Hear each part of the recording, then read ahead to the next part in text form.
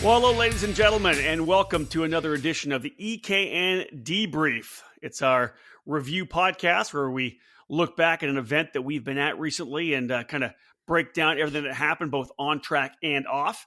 This is episode number 42. It's March the 13th, 2019. We welcome you all to the EKN Radio Network. My name's Rob Howden, joined as always by David Cole. The event that we will be breaking down today, the opening round of the SuperKarts USA Pro Tour, the Winter Nationals, which took place on the opening weekend of March out in Fontana, California at the Cal Speed Karting Center. Great to be out there with Mike Smith and the boys. This week's show presented by Croc Promotion USA. The shift is on to a new brand and a new way of thinking. Croc Promotion USA is the American importer and distributor, and Mad Old Nut is the official race team. We're ready to attack in 2019, and our results speak for themselves. AJ Myers and Andrew Bedozer are winning races and running up front. Croc Promotion has the momentum. Dedicated and talented young drivers, supported and mentored by team owners who know business and who are passionate about karting. That's Croc Promotion USA. That's Mad Old Nut Racing. Search for us on social media and give us a follow. So a big thanks again to Croc Promotion USA and Mad Old Nut Racing, our presenting sponsors for today's debrief. David Cole, let's just jump in as we always do before we head to the first commercial break. The overview of the 2019 Winter Nationals at Cal Speed. Great to get back to Cal Speed. You've actually been there once already this year before we got out there. But the bottom line is 10th season for the National Championship Program, the SuperKarts USA Pro Tour. I've been doing this for 20 plus years. Nothing's ever lasted 10 years. I think you'll say the same thing. No, it's very, very limited to the events and programs that can hit double digits in the year column. So, to have that happen is very promising, obviously, hopefully for the future of SuperKarts USA with another 10 years, on the horizon. But again, it's the first time, as we saw in the highlight video that Flying Lap Media produced with SuperKarts USA. It's the first ever SCUSA Pro Tour event in Southern California in those 10 years. Isn't that wild?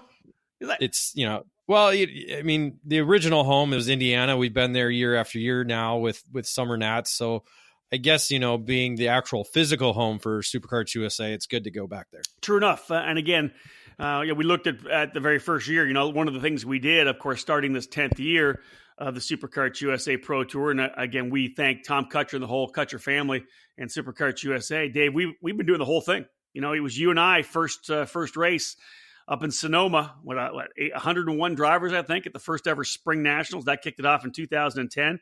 And we've been doing EKN Live ever since. But, you look back, and again, it was Sonoma, Shawnee, Wisconsin, and then the Super Nats. And for those who haven't been in the sport for that long, the Pro Tour used to wrap up at the Super Nationals. How many years was, off the top of your head, Dave, do you remember how many years before we transitioned and added the winter? I guess it was probably the first 7 years, right? Yeah, well, with Winter Nats being the third year that we've had it. So, 19, 18, 17. So 2016 was the actual last year that we used Super Nationals as the finale for the Pro Tour. It was a good way of getting started. SCUSA added just two national events, the Spring Nationals and the Summer Nationals. Then we went to Vegas to kind of launch this national program. But anybody that was in the championship battle heading to Las Vegas kind of had to split the way they were thinking. Everybody wants to win the Super Nats, but there were guys out there saying, well, I really want to win, but if I finish second and third, I win the Pro Tour Championship. That's worth, for the pro classes, $3,000 at the time, plus the Circle of Champions. All my entries are paid for the next year. I liked it when they pulled it away, added the Winter Nationals, and the pro guys can go to the Vegas Super Nats and just really not think about it, right? They just drop the hammer and go at it. Well, yeah, think about it. It would be like having the Indy 500 be the IndyCar finale. Yeah. And say a James Hinchcliffe going for the championship doesn't qualify. So, we've had those type of scenarios. Obviously, SCUSA has the top three confirmed into the Super Sunday main event, but still, it kind of like that type of mentality or the Daytona 500, instead of being the first race, being the last race where, anything can happen. True enough. And again, you want to let guys go at it. Just head at it. Now, as we're doing the overview here, we'll talk weather, we'll talk numbers as we always do at the start of a debrief. And again, big thank you to everyone who has downloaded the EKN Radio Network app to your mobile device. We really appreciate that. That's awesome. And I know we're getting more and more downloads. Our numbers here, listener numbers for the EKN Radio Network are fantastic. They're growing every month. So David and I are both very thankful that everybody's kind of bought into this and are enjoying our EKN Radio Network. Weather, David, it's one of those deals we all joked, pulling the line from Die Hard, hey, come to the coast. We'll have a few laughs. It'll be beautiful. Anytime you go to Southern California, you're expecting, sun. That's why you go to Southern California, sunny California. But man, this winter's been pretty tough. They've had cold temperatures essentially all year. We got some sun, but no, we definitely got some cold and rain. It was good on Friday in the dry, but come Saturday, actually Friday night, right? Come Friday night through the evening, it rained and it was wet. And Cal Speed gets wet with standing water. It was pretty wild on Saturday. The week before with the Los Angeles Karting Championship having great weather, yeah, we just kind of drew the short straw on that. Yeah, with the weather. Sunday though, David, which was cool. We were all watching it. It was 100% chance of rain on Saturday, and that was 60% on Sunday, and then 50, and then 40, and we had kind of damp running right through qualifying. It wasn't totally dry. Guys were potentially going back and forth, but eventually we got full dry running on Sunday, which I think really it was kind of cool, right? Because we got two different looks at who was going to be good in the wet because nobody really knew who was going to be good.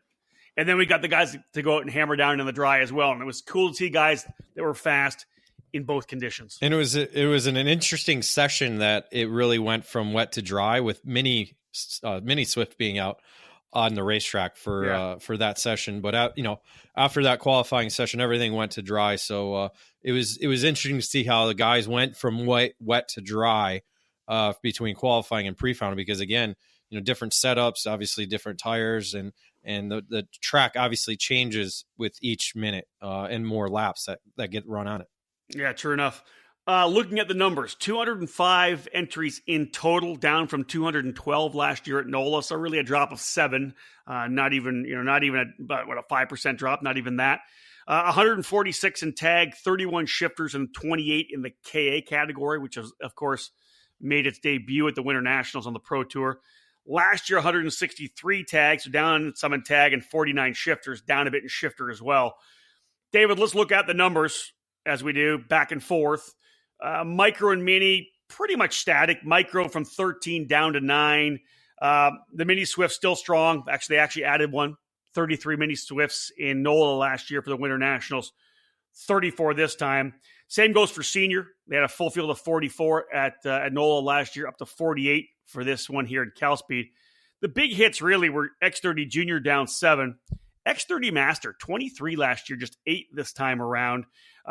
The shifter drive, Pro Shifter 1, which is essentially S1 and S2, but on the new engine, down 3 and down 1. So pretty solid still for the Pro Shifter category. It was the Masters guys, was it not? They had, 7 Masters drivers split in the G1 Gladiator and S4 Master Stock Honda class, down 14 from last year because they had some pretty good numbers, decent numbers in Supermaster last year. I think the shifter stuff is what's really where it's taken the hit. But then again, if you give it really the right spin or the right look, it's kind of an evolution or maybe a rebirth of shifter kart racing with the new package. Well, I would think the X30 Master category taking a drop, that minus 15, has to do with being on the West Coast. There's a lot of East Coast Masters guys that were at NOLA and made up that 23 kart field. So, the Masters racing in California is kind of mixed. I mean, there's a lot of them there. It's just some are dedicated to other programs and schedules to where, East Coast, all those guys are pretty much on IAME programs. Yeah, Dave, look at the names, right? Lauren Tumardan, former national number 2, John Robichaux, Scott Roberts, Renato David, a lot of those guys that you probably that we saw last year at NOLA who didn't make the trek to California. Yeah, and defending champion, Leonardo Nienkotter, not even there. Yeah. So you saw that, and then obviously graduation. You have a lot of micros moving up into mini, and a lot of juniors moving up into senior. So that's probably why those two categories have negatives as well too. Agreed. And we'll get into it later. The micro drivers moving to mini were pretty impressive, and the junior drivers moving up to senior were pretty impressive. All in all, to get over the 200 total, I think they were at 211 at one point with the walk-ups. A couple drivers canceled, I think, after practice. Maybe didn't want to run in the rain. Nonetheless, not a bad turnout to kick off the 10th year of the SuperKarts USA Pro Tour. Again, the third running of the Winter Nationals. All right, folks, we got a big show for you here. David Cole and I are going to come back after this break. We're going to hit up a little bit of the paddock pass.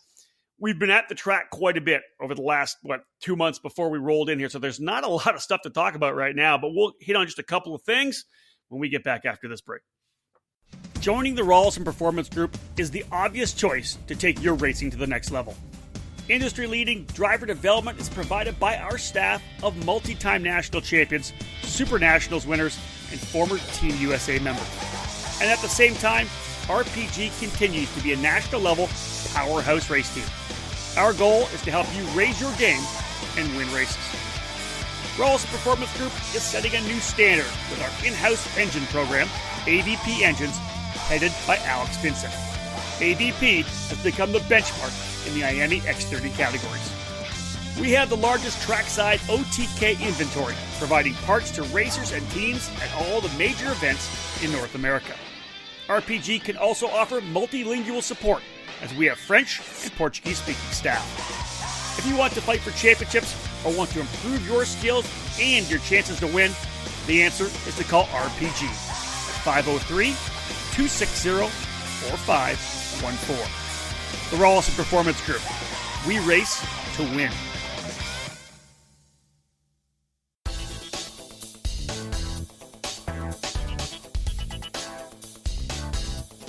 Hey racers, this is Rob Howden, and I'm super excited to be back with the Texas Pro Kart Challenge family this year.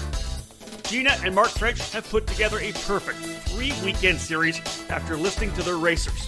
And we're heading to Denton at the end of March, then the incredible track at Amarillo in July, and we'll cap it off once again at the Jewel Houston Karting Speed Sports Racing Park in mid-September.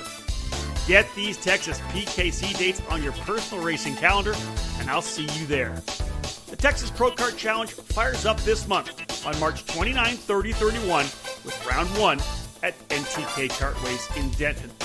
It's 2 full days of racing for Mini and Micro Swift, KA100 Junior and Senior, X30 Junior, Senior and Master, Stock Honda Senior and Master, and the exciting new Pro Shifter category featuring the IAME SSE 175cc engine.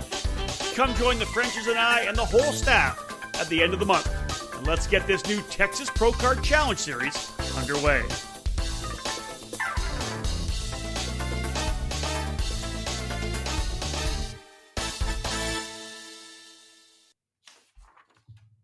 Folks, welcome back to episode number 42 of the EKN Debrief here on the EKN Radio Networks, March 13th, 2009. Rob Howden and David Cole breaking down the opening round of the 2019 SuperKarts USA Pro Tour, the Winter Nationals held at Cal Speed Karting.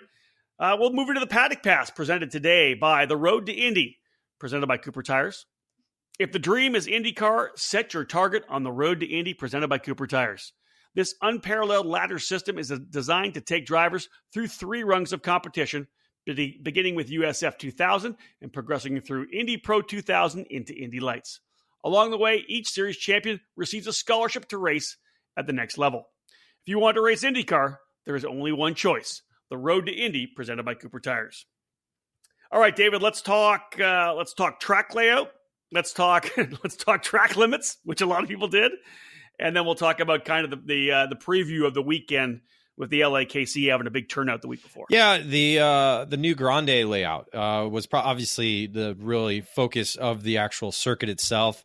The Cal Speed personnel has made the changes during the small winter break that they do have out in California, to adjust some of the corners with the new sealer that they put down for the 2019 season. Obviously, the front straightaway, which would be turn. Let me see which direction did we go that weekend?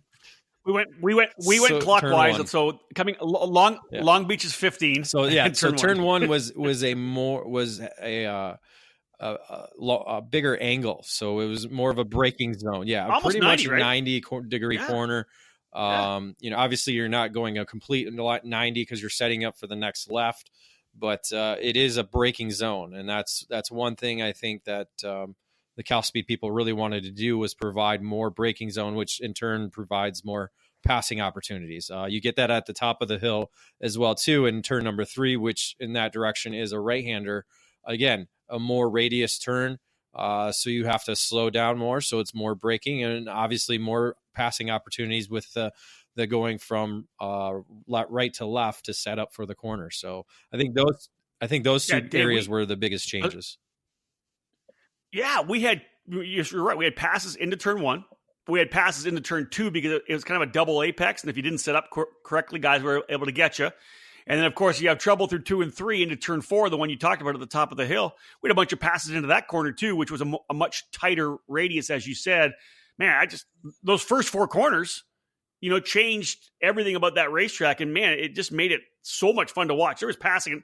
You have to think, how many? We actually had guys going down into the little 6, 7, what do they call it? I can't think of the name right now. I think they call it, I can't think of it. 6 and 7, and then into the hairpin turn 8. Then guys on the inside of turn 9 silk. Guys under the inside going into the Contino carousel. We had guys going into the the horseshoe on the inside, the double apex left-hander. You could, and then into Long Beach. There's probably 7 or 8 places to pass at that racetrack. Plenty of opportunities, and really either way you go on that racetrack, the way now it's kind of laid out, there's plenty of opportunities to pass, which you want that in a track like this, especially with as many entries as we have. I think people kind of like the layout a little bit more than Phoenix, because Phoenix is that type of facility that it's more of a practice track, and there's not too many passing opportunities there. So this definitely provides a lot of that, and it's a little bit smaller than NOLA, so you're not going to get as many passing opportunities as you would there. But again, I think it had the right balance. Agreed. Now, so it's a parking lot. Again, the track, Cal Speed Karting, is based on the outside, or located on the outside of turn 4 at Auto Club Speedway, where they, of course, run the NASCAR program. Interesting because it's fully paved. There's no grass. There's no runoff like that, David. The minute the rain came down, the sealer becomes super slippery, and it's the more coarse pavement off the sealer where the grip can be found. And it was, we obviously saw guys try to stay on the inside still, but in a lot of the places, guys were running way wide and getting, overshooting the apex like crazy, like coming through turn number 2 to get way out onto the pavement, turn and shoot it back, kind of dime into the corner and shoot it back towards turn number 4. It was track limits. We talked about them when we were at Homestead. We definitely had to talk about them again when we were at Cal Speed. Yeah, there's not as much curbing on the outside of the corners as you do see at Homestead. So in a sense, yes, this is a open parking lot, where Homestead, they have massive curbs that they were going over. I mean, we saw that in the video from round 2 with what was the last corner, normally first corner, guys just basically using it as a jump, which in my opinion is just ridiculous. And you shouldn't go on that side of the curbing. But anyway, LIKC's, or not LIKC, but Cal Speed is a completely different circuit, to where there are very little outside curbing, only walls, and that's basically what they used were movable plastic barriers as walls. Yeah.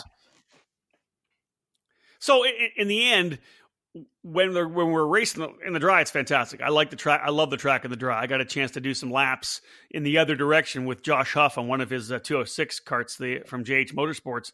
Got a good feel for the track, just the grip level itself. But in the rain, it really did make things interesting, because guys were really creative, let's put it that way, in terms of where they were trying to get around. And, I think we posted a video on our Instagram. I'm not sure if we put it on the Instagram or the story, of Kyle Wick running the outside, kind of running the cushion, coming through turn number 5, which is the top of the hill, rolling back down into 6, 7, and then, of course, the hairpin 8. And it really wasn't the fast way around. It looked good. He stayed in the throttle, but most guys were able to go around the inside, kind of climb the curb a little bit there and stay to the inside. The track limits, of course, opened up.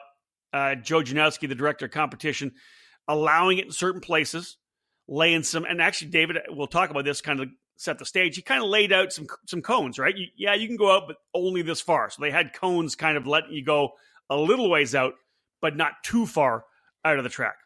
No, it was very similar to what we saw the month before at the Challenge in the Americas, especially in the same parts of the racetrack.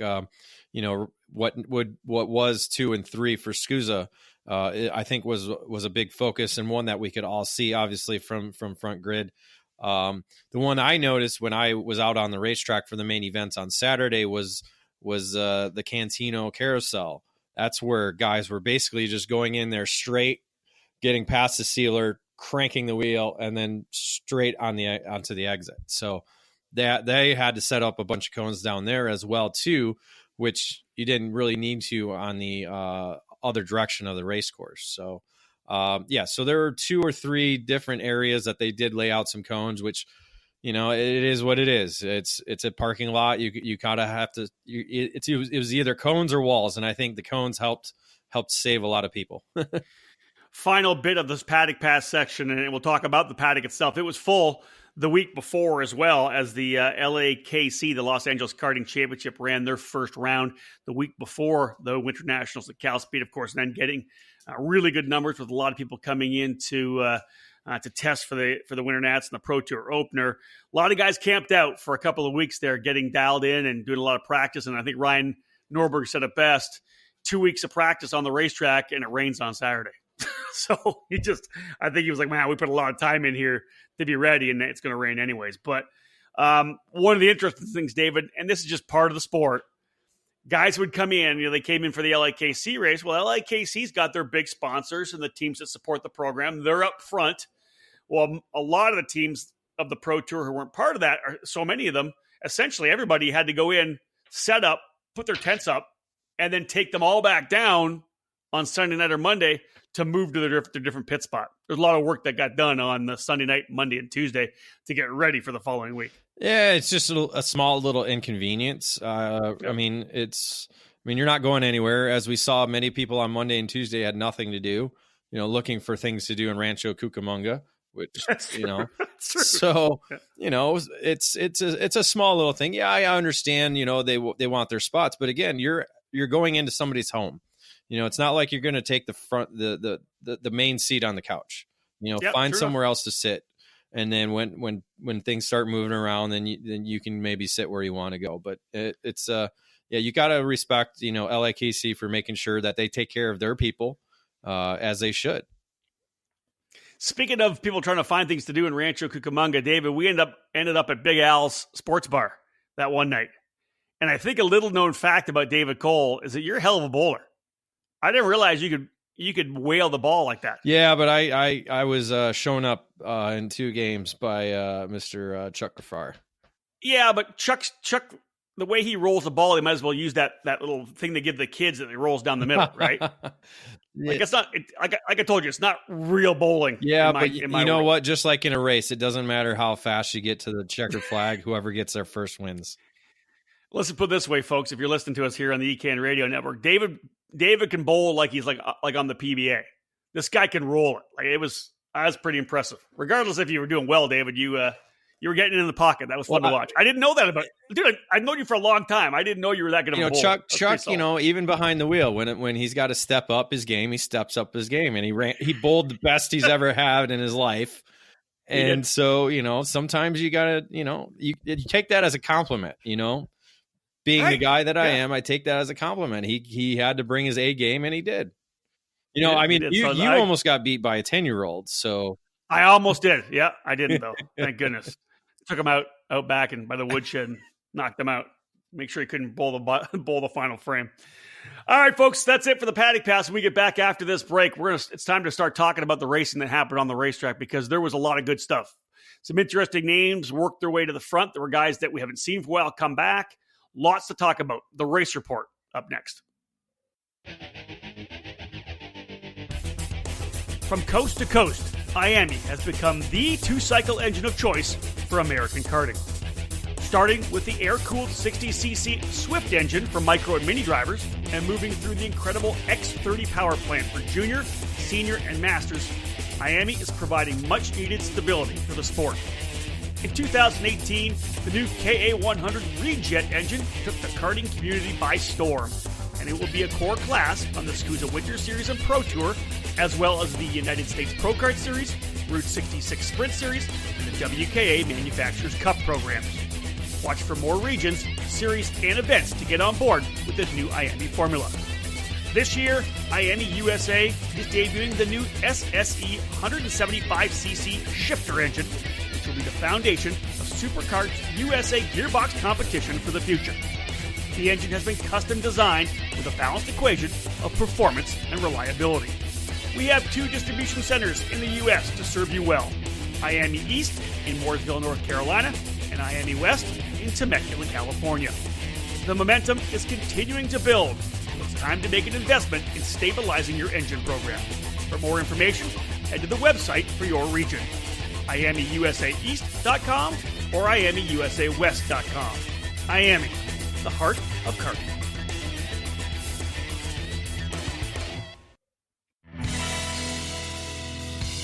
In racing, experience is priceless.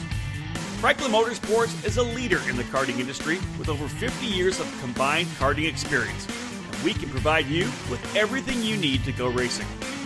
With a large online product selection, select track support events, and a wide variety of shop services, Franklin Motorsports is your complete karting source. Check out our online store at franklinkart.com, where all of our products are just a mouse click away and we ship daily. We're constantly adding new products to our online store, so keep checking back. We specialize in IAME engines, tilt seats, and of course, our championship-winning Merlin chassis.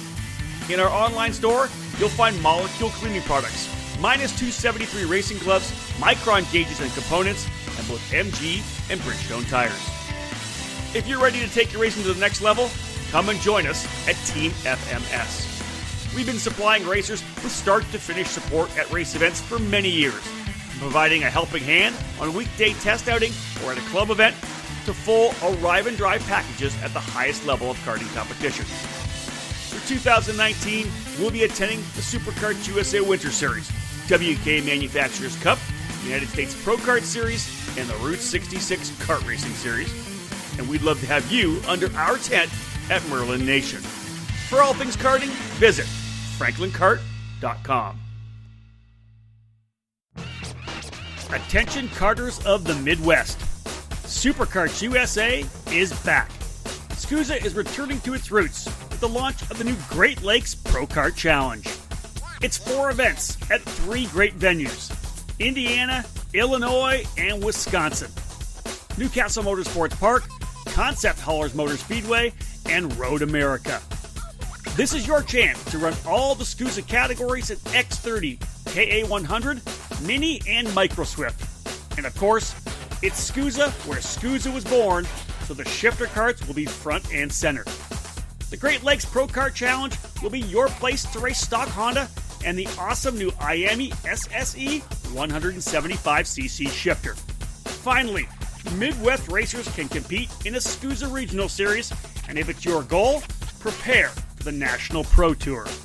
Follow SuperKarts USA's newest regional program on Facebook at SKUSA Great Lakes PKC and on Instagram at SKUSA Great Lakes.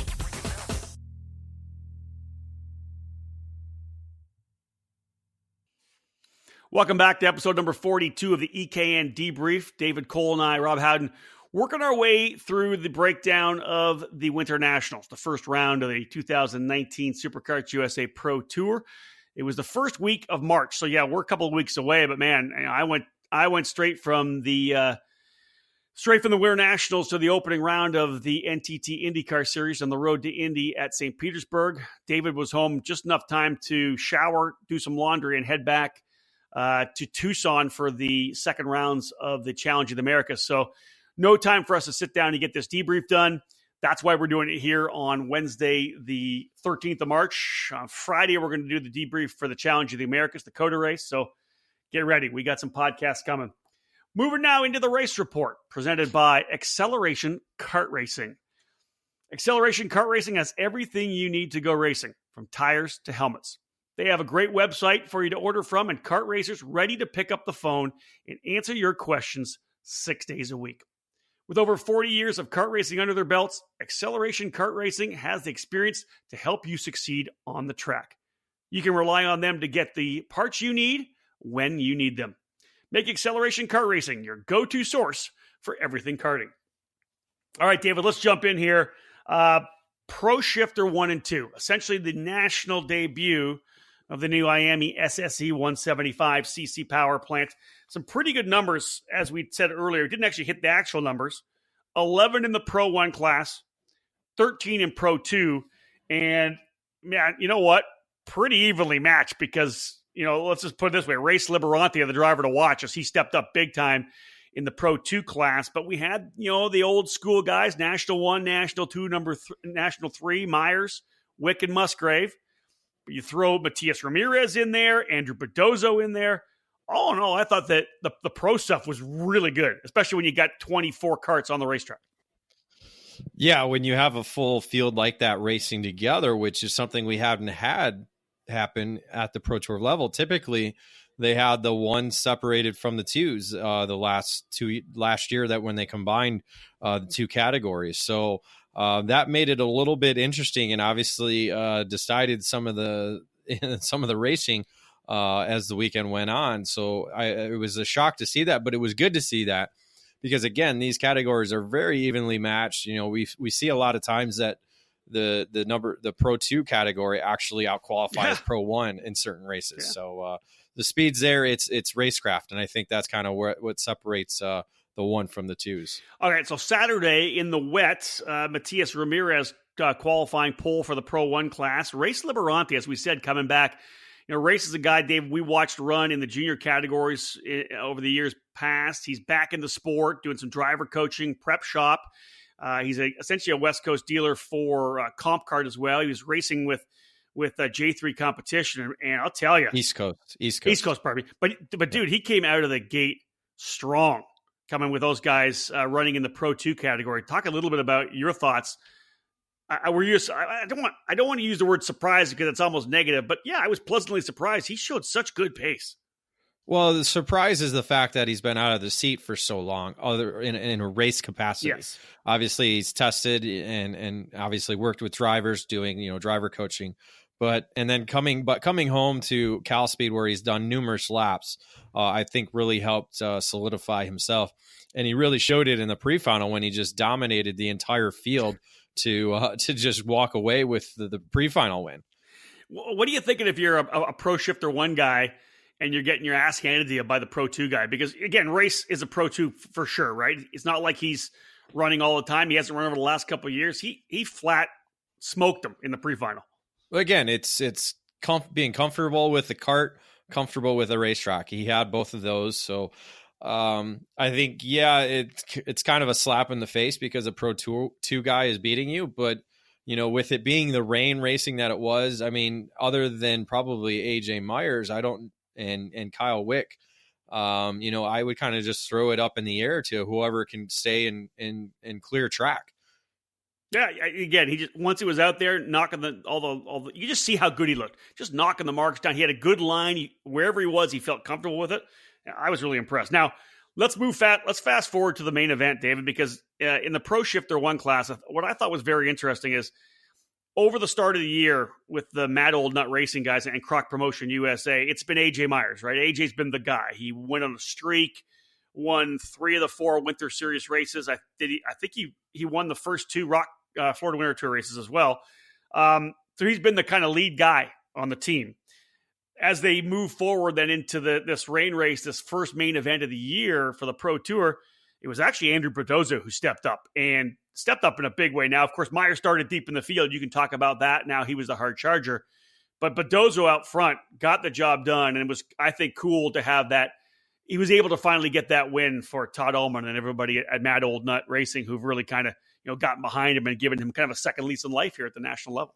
Oh, for sure. Because, you look at him a year ago, he's a wrench. He's going around driver coaching and wrenching and, really racing wasn't on the horizon. And then he gets hooked up with Mad Old Nut Racing and all of a sudden he's behind the wheel again. And I think he's found a new home, and it obviously showed. And the guy definitely has the wet weather skills, because to be able to navigate the conditions that everybody had Saturday, and to just walk away from the field as he did. He obviously got out to a good jump from the start. As you know, Liberante had a bit of an issue getting off the line.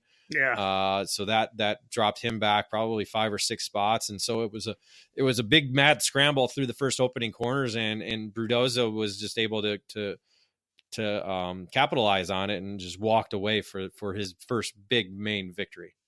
Yeah, it was a huge national win for Andrew. AJ Myers, his teammate, works his way from 15th all the way up into second for a solid Croc promotion, USA 1-2. Rory Vanderster ends up rounding out the top 3 to start off the new season. In the Pro 2 class, as David said, not a great start for Liberante, but he does turn the overall fast lap of the race, gets himself back into position. He wins in Pro 2.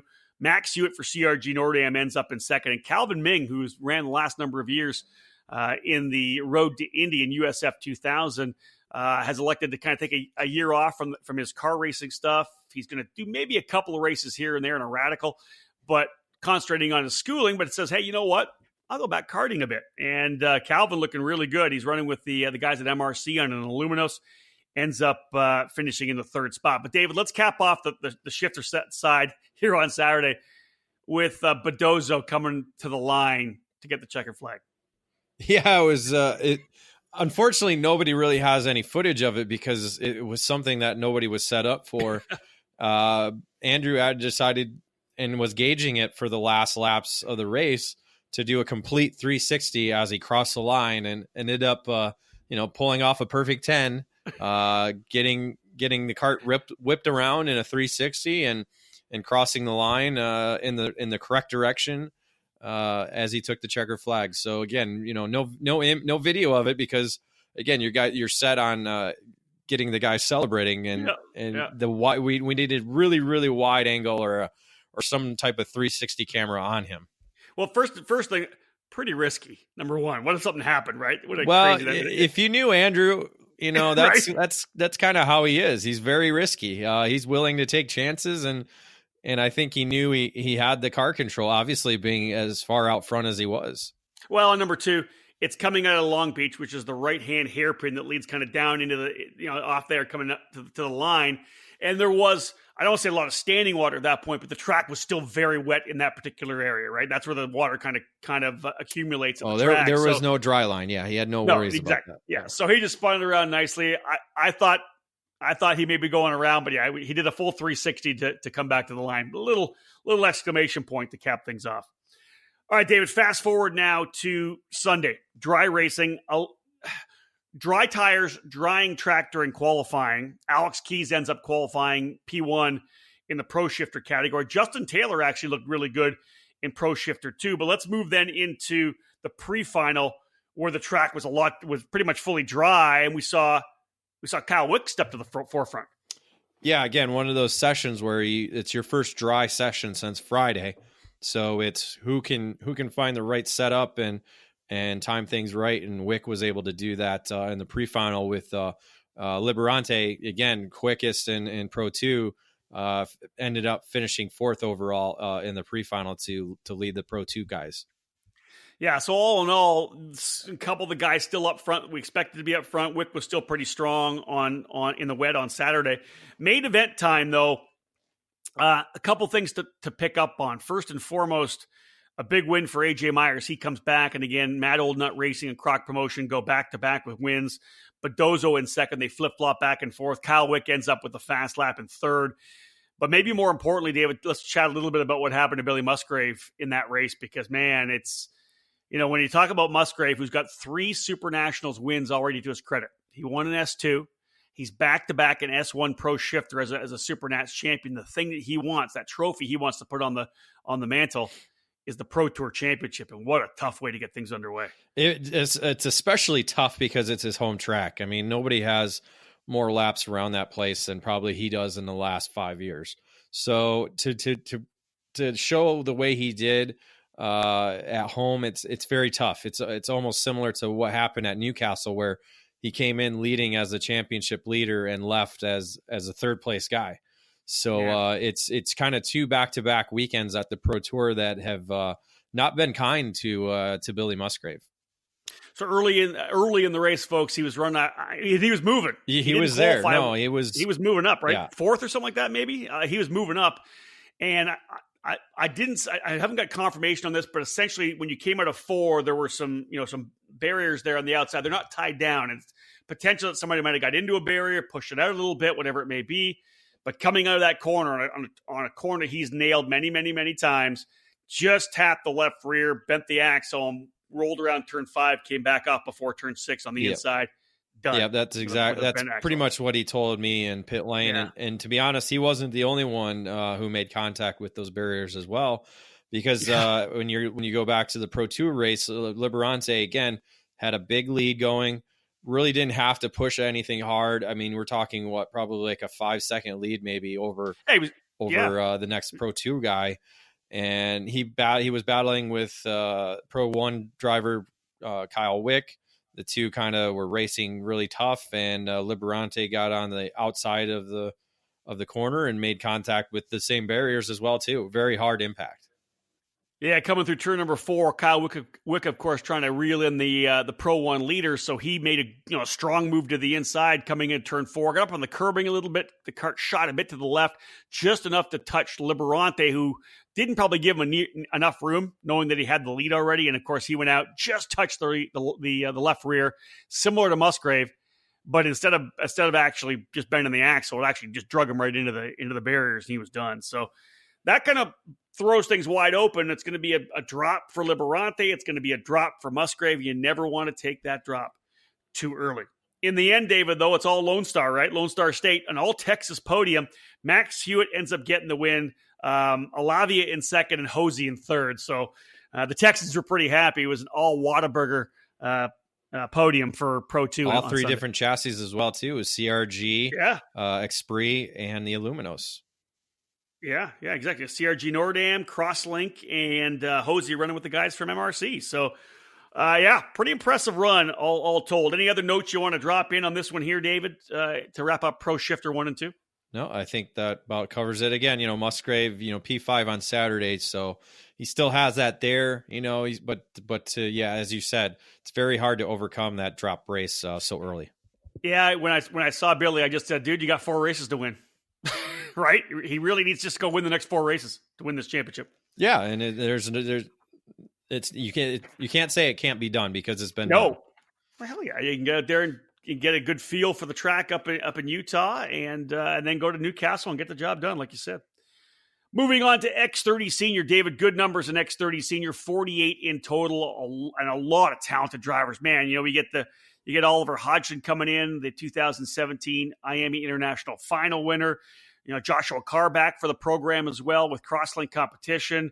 Christian Brooks is in the fight. Ryan Norberg. It's just, dude, there was just some good guys rolling. And let's get started with the rain race on Saturday. Well, Carr ended up actually coming out on top, which we saw last week at the LAKC race where he won in the dry.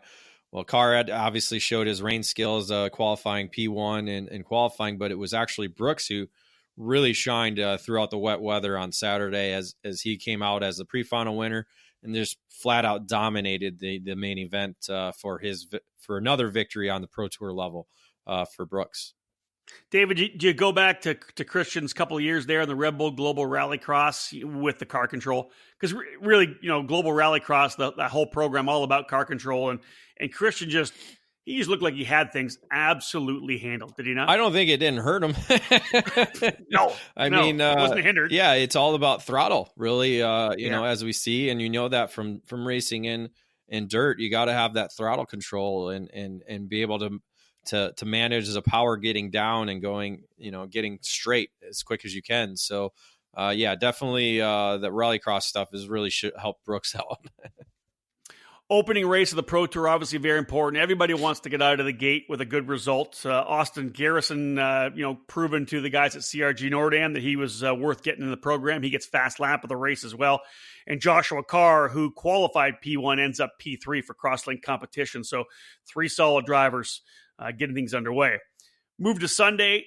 dry racing, wet or dry, doesn't matter. Joshua Carr on top again in qualifying. He's going to be really tough. I think that, he won the Super Nats a couple of years ago.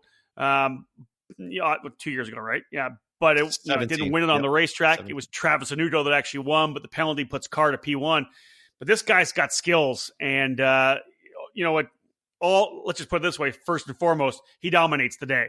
He qualifies pole, wins the pre-final, and is just absolutely perfect in the main event. David, when we're calling that race, he's knocking up the lap times he was knocking off for the entire run within 0.2 of a second. Yeah, he had very consistent lap times, very familiar with the circuit, obviously, as we talked about winning the weekend before. And, the talent level that we had racing at the Pro Tour in this category was phenomenal. And he was just, the highlight of that day, being one of them. And again, starts out as the championship leader right now, leaving the Winter Nationals.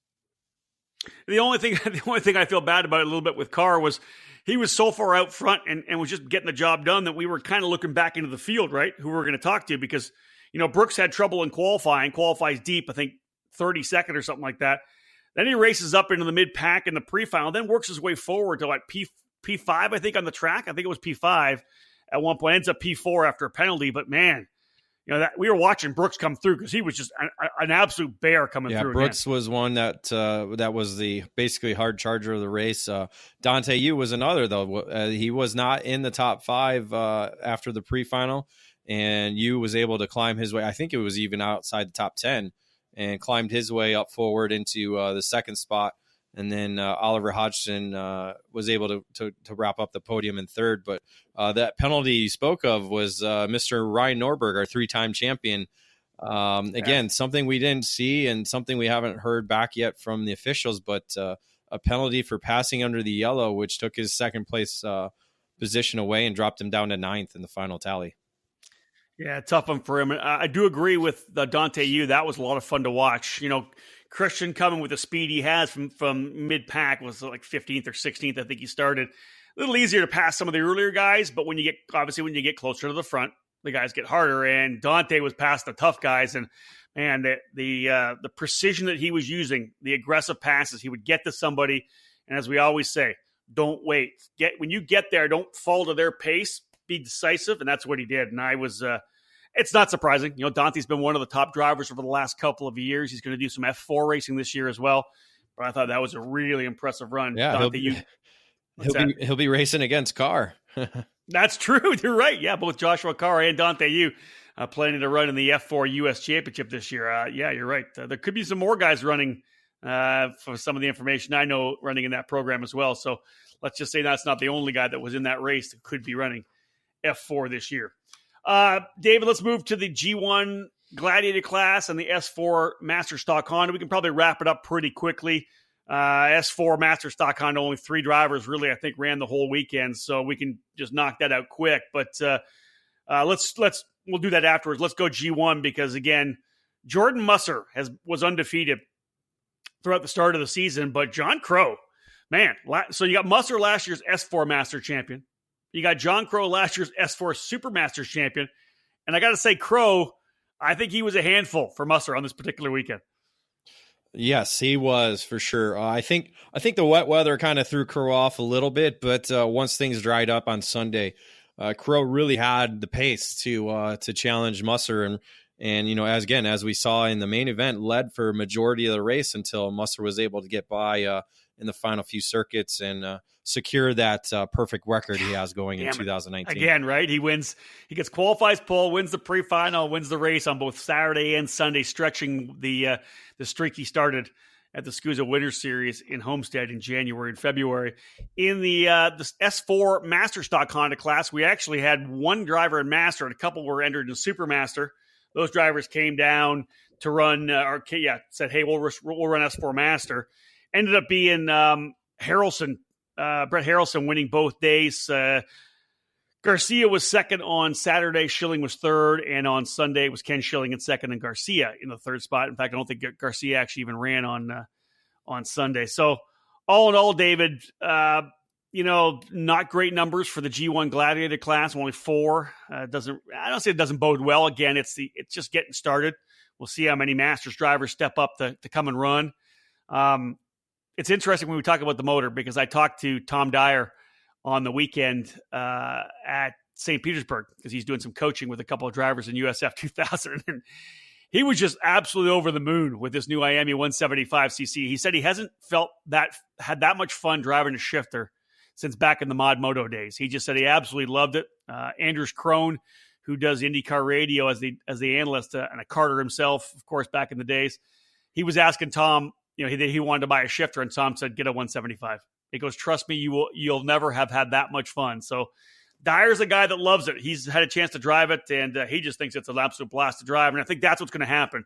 People are going to realize that's where it's going to be for a number of people. They want that absolute exhilaration, and it's just going to take time. Whether or not we see many people jump into the G1 program, the bottom line is the engine really has a high fun factor. Yeah, I'm trying to remember who else compared it to that, but yeah, you're correct. That's typically how that motor package handles. It's a souped up mod motor if you want to compare it to that. So yeah, it'll be interesting to see how it pans out again. And it might not be what some of these master drivers want in the long term of things. So we'll see how everything shakes out once we get up to Utah in May. Yeah, and as we said before, guys, 24 drivers in Pro 1 and Pro 2. That's a pretty solid field there, and we're talking about the first nationals. So as more guys jump on board with the 175, we're going to see potentially 30 karts or 40 karts near the end of the year, and expect a full field. Of course, when we get to the Super Nationals in November. What happens to stock Honda now on the National Series with just 3 drivers showing up? I would have to say that SCUSA would potentially say, hey, if we don't get 10 guys, we're not going to run it.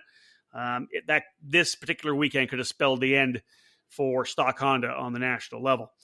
David, moving into X30 Master and Super Master. For me, I'm always jacked when somebody wins their first national. I think I love that. I love when a guy wins that first big race. On Saturday in the rain, Jess Peterson gets the qualifying top time. DJ Ortiz first quick in Supermaster, but it was Vache Tatikian who kind of showed up and stepped up in the pre-final, and for him to be able to score the win in the main event over some pretty strong drivers. We're talking regional and national champions, world level drivers. Tatikian was over the moon with that win on Saturday. Yeah, he was among the many on Saturday that were able to notch their first SCUSA Pro Tour victory. But again, I think he was one of the most happiest drivers in the paddock Saturday after that victory, because again, he's been one of those guys that has been here since the beginning. So another long-term racer that's been part of the program, and to be able to finally get that at home track is a good plus for him. And again, as you said, to do it over Derek Wang, a 2-time Pro Tour champion, and Jess Peterson, who probably will likely be one of those Pro Tour champions in the future. Yeah, throw Matt Johnson in there as well. Exactly. Yeah, John. Right? Yep. So, anyways, in the Supermaster category on Saturday, Steve Weiner. Talk about Steve Weiner being able to handle the wet. Now, granted, it's perfect for his upper body weight. He's a taller guy, but man, even in the dry on Sunday, he started running good. Yeah, but Weiner was strong on Saturday. He won the pre-final on Saturday and led the main event on Sunday as well too. But ended up spinning, I believe, out of the race, or at least off the podium. But even on Sunday, led probably the first 4 or 5 laps in the dry as well too. So the more he keeps in the seats, because he's been in a couple 3 or 4 races already this year. So I think the more he stays in the seats, you're just going to keep seeing him get quicker and quicker. Top 3 drivers in the wet on Saturday: Martin, Persing, and Ortiz in the X30 Supermasters class. Dave, let's jump into Sunday again. The drying qualifying run, then dry for the rest of the day. Derek Wang coming back at it. It's interesting because coming in, you had talked about the fact that he suffered a bit of a rib injury when you were there for the Challenge of the Americas race. He still, I think, was battling it, and you would expect that he would have been better in the wet on Saturday, but he actually started pretty impressively in the dry. Yeah, I mean, he's got again, he had the laps from Challenge of the Americas weekend, obviously in the opposite direction, but still understood the the what needed to be done in the dry, and him and I think it was working with Stepanova Nikhil that weekend. Yep. But they were able to work out to where he was quick in both wet and the dry. So again, the rib injury was thankfully not as severe as what it was a month ago. So he had that 3-week standby to let it come back to somewhat normal. But again, he didn't win. He wasn't was not the provisional winner. So it ended up being, as we talked about, Johnson struggled in the wet, just could not really come up to speed with the rest of the guys that were on the podium on Saturday. So he came out Sunday with vengeance and was leading the main event, got to the front and crossed the line as a provisional winner, but a pushback penalty dropped him down, and which would have gave the win to Jess Peterson, who also had a pushback bumper penalty, thus moving Wang up from third to first, which dropped Johnson bound to second and then Peterson to third because they had such big lead over fourth place. Yeah, definitely tightening up the points for sure in that category. In the Supermasters class on Sunday, Persing actually getting the race win, Martin in second and Ortiz back to third once again. All right, folks, there's the first, we got 4 categories, 4, 5, 6 categories with some of the double classes. After this break, we're going to come back. We're going to go through X30 Junior, KA100 Junior and Senior, Mini and Micro Swift to wrap up our essential review of the opening round of the SuperKarts USA Pro Tour. Stay with us. More to come here on the EKN Radio Network. You probably know Nitro Kart for making a class-leading cadet chassis, the kart that swept the 2018 SCUSA Supernats cadet divisions and has won scores of races and championships all over the country. But did you know that Nitro Kart offers a full range of karts, including a kid kart and a brand new full-size chassis? Now racers of all ages can enjoy the Nitro Kart advantage of premium components, superior performance, and a wide range of tunable handling. All 2019 Nitro Karts are in stock now, so call Nick Tucker at 704-818-7868 and order yours today. Hi, I'm Ashley Harrow, a multi-time international champion, but most kids know me as Coach. Under the tent, we aren't just friends. Everyone grows to become family. It all breaks down to 2 simple choices. You can either spend your time winning with us, or spend your time trying to beat us. Nitro Kart! Race one or chase one! This is Randy Kugler, voice of the Quincy Grand Prix. South Park will come alive June 8th and 9th with over 15,000 spectators and some of the best kart racers from all over the country. Great partners such as Margay Racing and Hoosier Tires make this a racing experience like no other. Karting legends Scott Pruitt, Terry Trader, and Randy and Rick Folks as some of their biggest racing accomplishments at this prestigious event.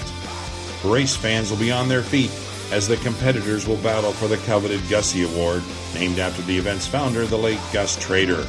This year's event will be more fan-friendly than ever, with Wi-Fi throughout the park, more vantage points to view the excitement, more concessions, and even a greater selection of merchandise and souvenirs.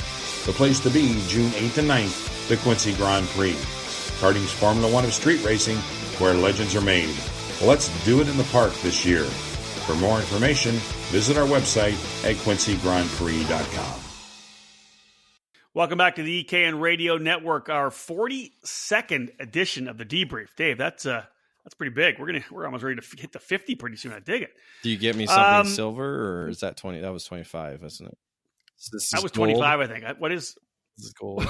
Something gold. Wow. Oh man, I don't know. All right, we'll figure something out. Is there a gold labeled rum I can get you? Mountain Gay's got some gold in the label, doesn't it? You like that? That works? All right, so we get to 50. I'll buy you a bottle of Mount Gay. How's that sound? I'm already thinking about it. I'm going to lose you for the next 5 or 10 minutes. Yeah, you just cover Junior. Acceleration Kart Racing, the sponsor of our race report here today on this edition of the Debrief, again brought to you by Croc Promotion USA. X30 Junior. David, every year we watch the young guys come up from the mini Swift class into junior and see who's going to kind of step up. But the other thing we watch is, depending on which tracks we go to, we'll find in some drivers who who are locals. They get a chance to that local knowledge. And we saw some of that this particular weekend as well. In the wet weather for X30 Junior, Connor Zilich stepping up to qualify on the pole position, and he was actually, let's just put it this way, Zilich was right in the hunt all weekend long. He was good in the K100 Junior class as well. David, you get to see Connor a lot more than I do, mainly because he runs so many different programs. But this is a kid that I got to expect we're going to see win a bunch of junior races here this year. Yeah, moved up halfway of last year up to the junior category and has been doing a lot of international racing as well, too. And ironically, just like Wang had a rib injury last month, I believe, in Florida. So he actually went over to Tillett to get a custom-made rib protector for the weekend. And it seemed to not phase him at all. So, again, in the wet weather doesn't really hurt you as much, but really showed his wet weather skills throughout the day on Saturday. Yeah, Connor qualified pole, as I said, won the pre-final, ends up finishing second actually in the main event because it was a young Canadian, Dale Curran, who Dave put on a show, did he not? Like he got out front, and when you're out front, true, if anybody's raced in the rain, you're not getting hammered with the spray. Visor stays clean for the most part. Dale Curran just came out and actually flat put on a show. And the cool thing was he was actually fast in Friday afternoon's final practice session in the dry. We got a chance to interview him on the EKN radio network in our live broadcast. Felt really good with the track, really liked it. But man, even in the wet, David, Dale Curran running for Nash Motorsports, the young Canadian driver getting the job done. Yeah, he was super quick in the dry. And, when you talked to him Friday, wasn't quite sure exactly how he would fare in the wet, but that's true. Because we knew it was coming. Yeah. We knew the rain was coming. Yeah. But it just took qualifying and pre-final for him to really come up to speed with it and jumped up to the front in the main event. Zilich, as I said, finishing in second spot. Local driver Ethan Ho rounding out the top three. A little bit of local knowledge there for Ethan, and you're going to hear his name more when we talk about K100 Junior. Fast lap of the race went to Cole Morgan, another one of the drivers jumping up from the mini Swift category. Fast forward to Sunday, and Noel Leon from CRG Nordam, the young driver from Mexico who starred in the Winter Series, qualifying on the pole position. But from there, David, a young pilot I've watched for a couple years through the Texas Pro Kart Challenge, Brandon Tyner, was, I think, his turn to kind of step to the forefront. You and I watch this a lot when a driver will get that feel. They kind of finally hit their stride. And I think this particular weekend, it was Brandon Tyner. Man, was he ever good in the pre-final? And I think he used that momentum, that confidence to jump right into the main event. He ends up scoring his first national victory. Yeah, again, the category went from wet to dry between the qualifying and pre-final. So the pre-final was kind of the shakedown of who had the right setup at that right time. And Tyner was one of them, being one of the RPG drivers that had tested at the LAKC weekend last weekend. He actually had to leave early, didn't get to race the LAKC finals because he had to go back to Texas to be at school on Monday. So he was, again, one of the front runners that weekend, and it surely showed the talent that he's developed into throughout the last couple of years to be able to just dominate in the final as he did. Tyner's been working with the guys at Rawlson Performance Group for the last couple of years. Jason Leung has hooked up with them this year to run with RPG and Mike Rawlson, Josh Pearson the same. And the reason why I throw those three names out there, Tyner, Leung, and Pearson, is because they were, it was all Rawlson 1, 2, 3. As Leung was on the charge, he moved up 9 spots to second, 5 spot advancement for Josh Pearson. So nothing but Rawlson Performance Group suits on the podium. And it was interesting in talking to Mike Rawlson afterwards. He was kind of go back through the record books, and he was correct. The last time any team has ever swept the podium at the SCUSA Pro Tour was back in 2013 at Grand Junction at the Summer Nats, and it again was Rawlson Performance Group. Now, David, off the top of your head, I know what the pictures came out. Can you name the 3 drivers that were on the podium at the Summer Nats that year? Oh yeah, do it. I can't remember position, but I was pretty sure it was Austin Versteeg, Luke Selican, and Blaine Rocha. I think Versteeg won it, if I'm not mistaken. Yeah, but I'm pretty sure he did. Yeah. But it's impressive for Rawlson, especially you look at guys like Tyner, especially Josh Pearson. He's been racing with those guys for a while, and Obviously the Mike Rawls's program is all about driver development. They do a lot of work on track, lead follows and actual wheel-to-wheel racing with their young drivers. And it was good to see both all Tyner, Leung, and Pearson all being able to capitalize and work their way there. Fast lap went to Carson Morgan. So the Morgans getting some quick laps in the main events. Carson actually up 20 spots, finishing in 19th as the hard charger started at the very tail of the field. Good racing all in all, David, in the X30 junior class with 40-something guys in the field. What was it, 40? Looking at my numbers here, 43 in the field. Man, I don't care where you're racing in that field. I don't care if you're running for 35th, 25th, 15th, or 5th. It's just hardcore racing in that class. There's no doubt. It is, and it's a category that saw 2 new winners with Curran and Tyner. Yeah. The KA100 junior category also had a new winner who actually won both days. Fill that in. Go for it. Because I know that you talked about the fact how many new winners we had on this particular weekend. Yeah, so obviously the KA100 junior category making its debut on the Pro Tour. We saw it at the Super Nationals at the end of 2018. So it's become a Pro Tour category this year. And again, some of the same drivers that we see in X30 Junior at the front were doing double duty in racing KA100 Junior. So among them being Ethan Ho, who came out on top in qualifying at his home track. But it was Zilich who came out with the pre-final win in the wet weather. But in the main event, Ethan was able to secure the top spot, grabbing his first Pro Tour victory over Zilich, who had fast lap, and then William Cox with his first Pro Tour podium.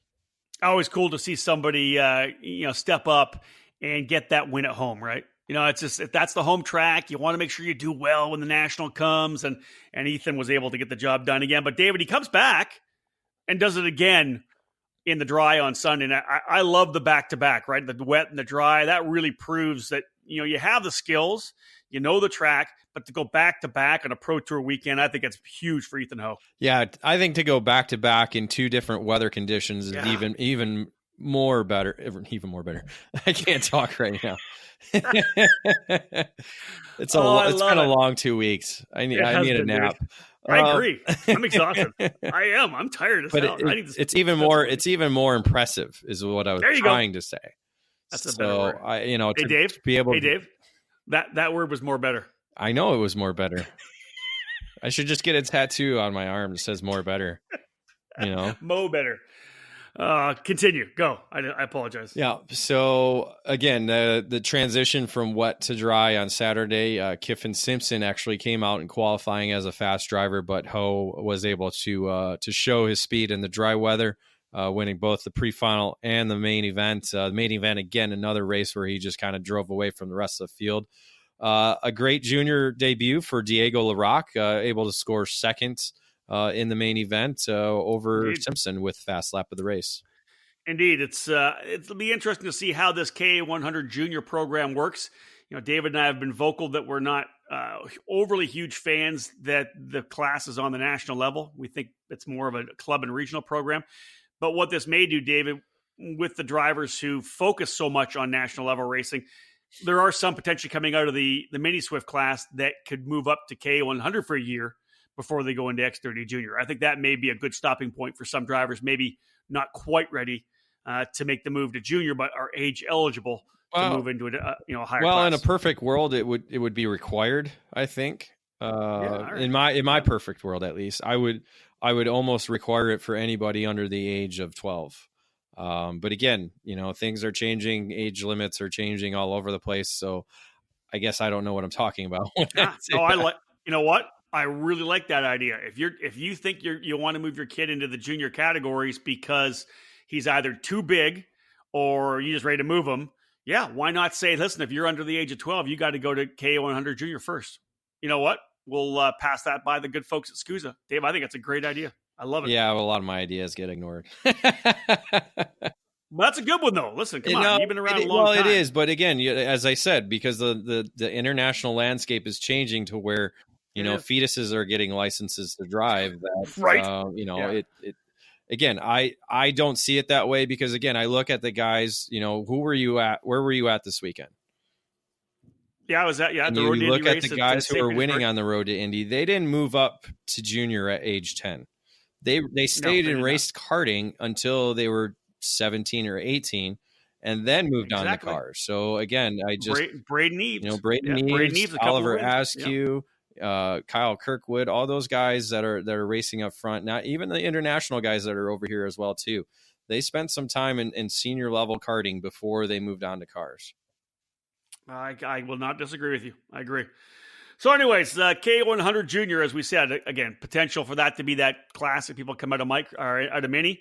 But let's move now to K100 Senior, David, because this is, again, a class that you and I both dig. We think there's a need for it in terms of the engine power, the engine cost, maintenance cost, the whole deal.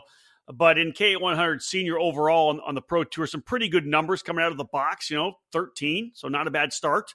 But we saw some good guys. There's some fast guys, too. Austin Osborne, Alan Tang, Blake Hunt. There were some really good guys in the field. Well, again, Tang is one of those drivers that's moving up from junior to senior. So this category provides that. Austin Osborne is an elder karter, if you want to say that. He's been at the senior level now for a couple of years. So it kind of is that Pro 2 level type category where you kind of have a mixture of guys who have been in the sport a long time and guys who are just moving up into senior ranks. So true enough. But looking at the results, WKA champion Blake Hunt came out on top in qualifying, but in the pre-final it ended up being Nick Persing. Persing was really pacing the field throughout the main event, but Alan Tang had just a little bit more than what Persing could do in the wet weather. And Tang charged his way up 5 positions, running fast laps of the race to be able to score, again, his first Pro Tour victory. Yeah, he reeled him in there and was able to make the pass for the win. Pearson did hold on for second, and, of course, Austin Osborne capping off the initial podium. We move over then, of course, to the K100 senior class on Sunday, David, with that tough session at the start, right? With the dry and the wet. Nick Ramirez getting the qualifying on the pole position, but Persing came back up again in the pre-final, though, and again, the guys that were up front were the guys that were up front throughout the majority of the weekend. Yeah, both days we saw 3 different drivers finish the session at top. So qualifying was Ramirez on dry tires because it happened to be the session where dry tires were going to be better than wet. It was right in the middle there. Yep. So kind of like that mini Swift session as well. But yeah, as you said, Nick Persing came up on the dry weather and won the pre-final, paced the field again. And then in the final, instead of Tang, it was Osborne this time who was able to charge up, coming up from 6th place with fast laps of the race to swoop by and score his first Pro Tour victory. And David, when he came across the line, he was pumped. You know what I mean? That was a big win for Austin. He was excited. He wanted to get that victory. And man, the hands were in the air. He was jacked up to win that one. Anytime you win like that, it's one of those wins that he's been trying for a long time. Long time X30 senior driver. Was never able to get it there, but that's kind of what this category is. It provides guys a chance to race for wins.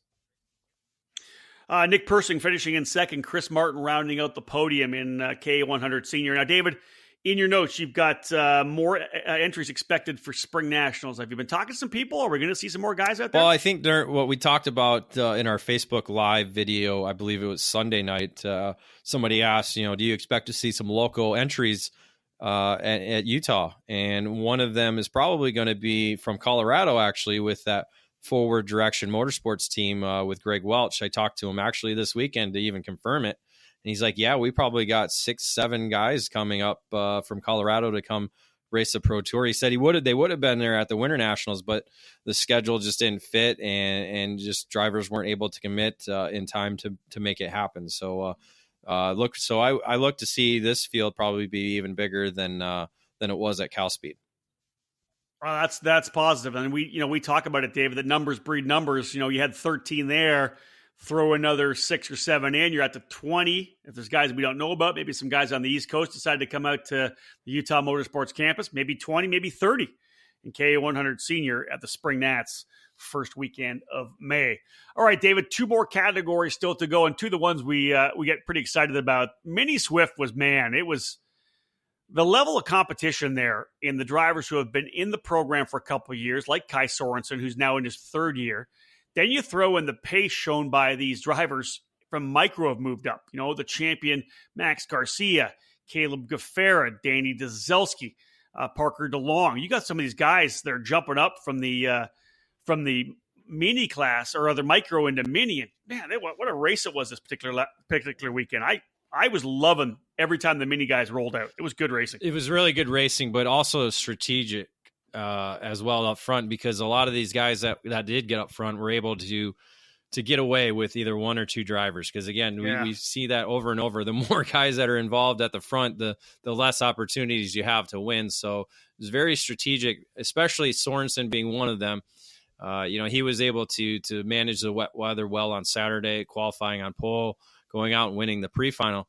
But in the final, he was joined up front with Sebastian NG and Parker DeLong from both of them from the Nitro Kart camp. So those three guys actually settled the race for the main event. It's interesting to see these kids in mini who finally realize it, right? Instead of getting out front and racing with each other, when they've been around long enough and they get the understanding of the strategy, it's like a group of five, right? And they keep racing until they drop the fifth guy. And they keep pushing until they drop the fourth guy, right? They try to get it down to two, to one-on-one. It ended up being 1, 2, and 3, as you said, with the two Nitro drivers, Sebastian NG and Parker DeLong. NG ends up getting the win, makes a good move to get by Sorensen for that victory. And I think for NG, again, like Sorensen, right, his turn to kind of potentially shine throughout the 2019 season. Well, actually, it was Sorensen who crossed the line first. Oh, that's right. But it was a blocking penalty that took the victory away. Yeah, coming across the line, right? I don't know exactly when and where the penalty was, but it didn't look to be the start. It could have been the finish of the race. I'm not sure. I think it was. Yeah. So, and to be honest, both races were decided by a blocking penalty. Well, because remember they came across the line. There's some pictures online. One thing that we don't get, David, from CalSpeed, normally where we are essentially right at start finish. So you and I get a really good look at when they are coming across the line. At CalSpeed, we're up top by the grid, and it's a long way away. It's hard for us to see, especially in the wet with the spray.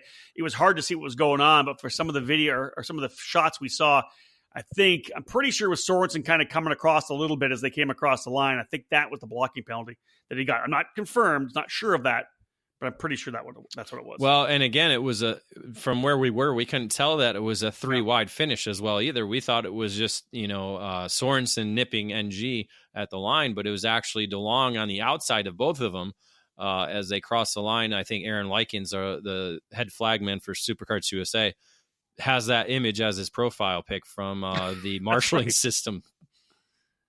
So listen, then dial in the Sunday then. Obviously, you talked about the fact that some penalties kind of played in with both main events for the Mini Swift.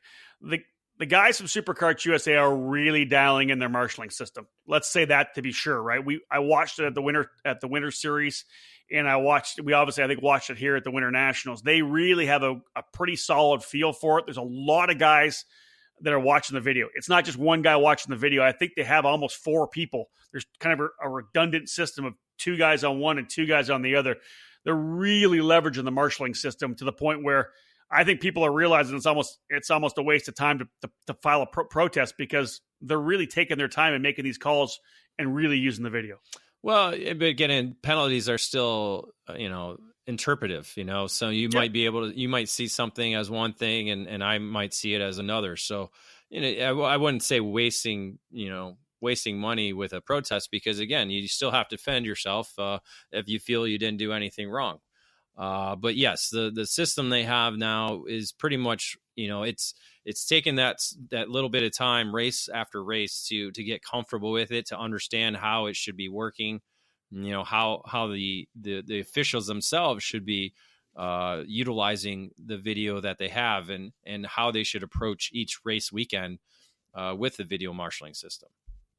All right, David. So wrap up the Mini Swift Sunday race for us.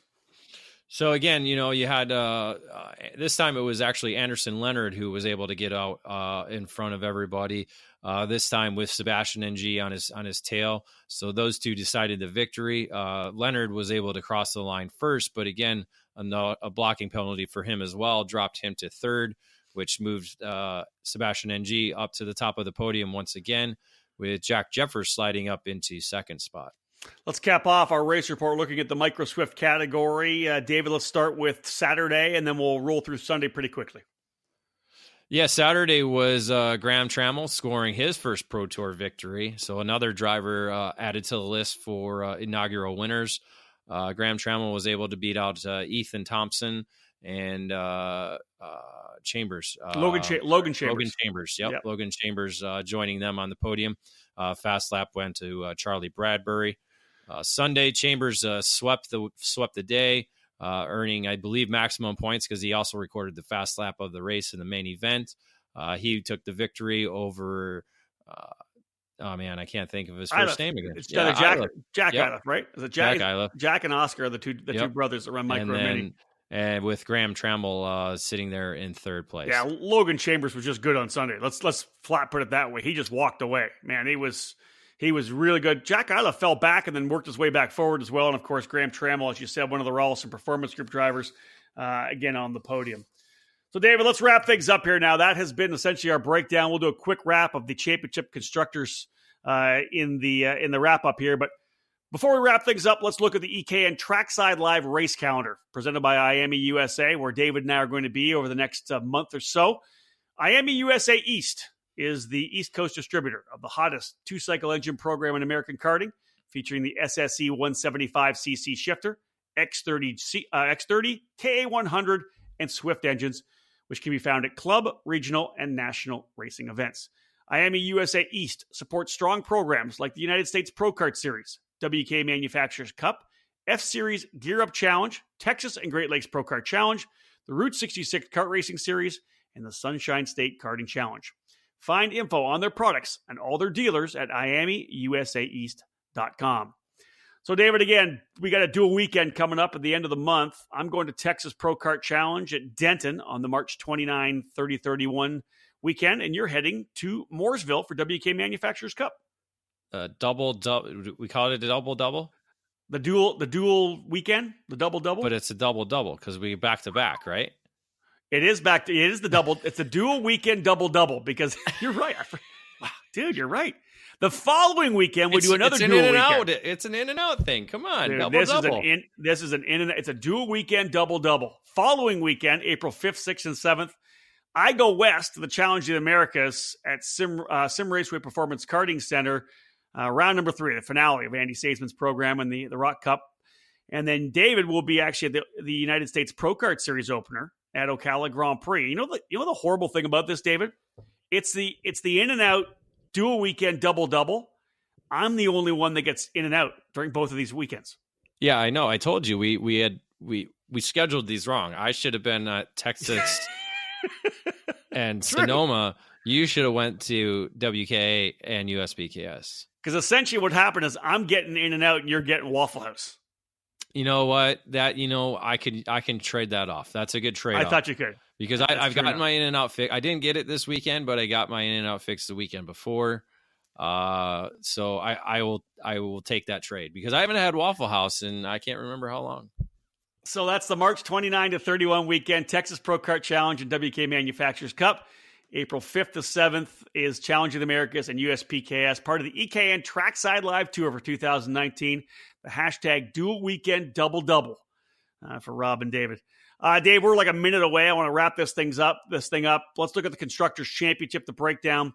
12 different brands scoring race wins at the SuperKarts USA Winter Nationals. Cosmic with 4, CRG with 3, Croc Promotion with 2, the FA Kart with 2, Burrell Art gets a couple with Jordan Musser in G1, Nitro dominating the wins in the Mini Swift category, Red Speed with Ethan Ho winning in K100 Junior, Ricardo for X30 Master and Micro, Tony Kart with a couple in X30 Master and Supermaster, Comp Kart, of course, winning with Race Liberanti in Pro 2, Expree winning with Joshua Carr in X30 Senior, and Parolin with the K100 Senior. They scored that single victory as well. David, 12 different brands on top, a number of OTK, as we said, it always happens. Spring Nationals, May 3rd, 4th, and 5th at Utah Motorsports Campus, essentially round 3 and 4 of the SCUSA Pro Tour. That's not even that far away. It's like 6 weeks away from Spring Nationals. This season going way too fast already. Yeah, it's like watching a kid grow up. It is. I know. We're midway through March already. We're going to have, our kid's already 3 years old or 3 let's months old. Yeah. Let's say this first and foremost, though. We're still not rid of the snow in the north. No, it's slowly melting, but it is melting. I think tomorrow will be a good hit when we hit, I think, 50 degrees. So that's good. You ready to fire things up? You ready to go racing, man? I'm fired. I'm excited for this year. It's going to be, I'm just looking forward to warm weather because, again, I left Tucson on Monday and it decided to be warm after being cold all weekend long. Well, I'm severely sunburnt because it was 80 degrees in St. Petersburg, and I just didn't put any sunscreen on, hardly any sunscreen on. So rookie mistake. It's okay. Yeah. Well, I had face sunscreen, but nothing on my arms, so my one arm is beaten, just absolutely burning still. But it was good to be in the sun. You're like a trucker. You see, right. Just the left arm hanging out the window. Eastbound and down. All right, folks, that wraps it up. Another podcast, in fact, number 42 in the run of EKN Debriefs Dave and I have done over the last number of years.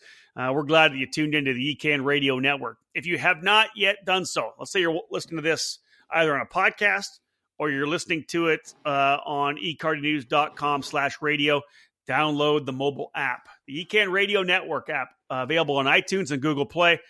Great way. It's the first way to stream all of our content before we turn it into podcast form.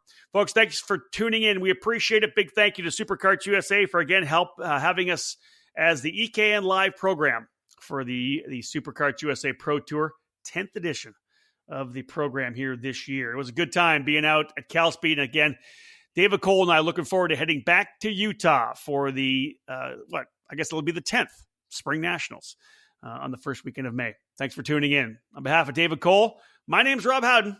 Bye for now.